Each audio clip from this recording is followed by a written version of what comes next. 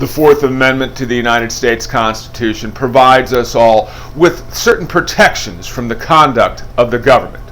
Specifically, we're all guaranteed the freedom from unreasonable searches and seizures.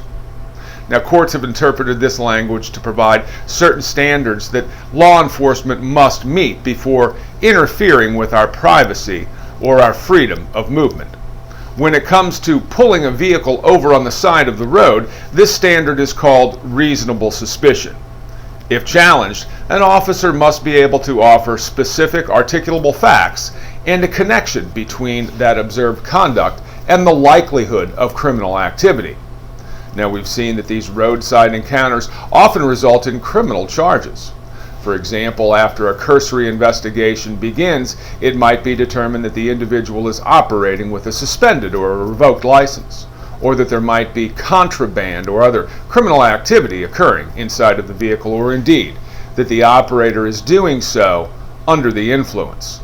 Now, perhaps the classic example of a reasonable suspicion is where an officer observes a violation of the rules of the road or of the transportation code.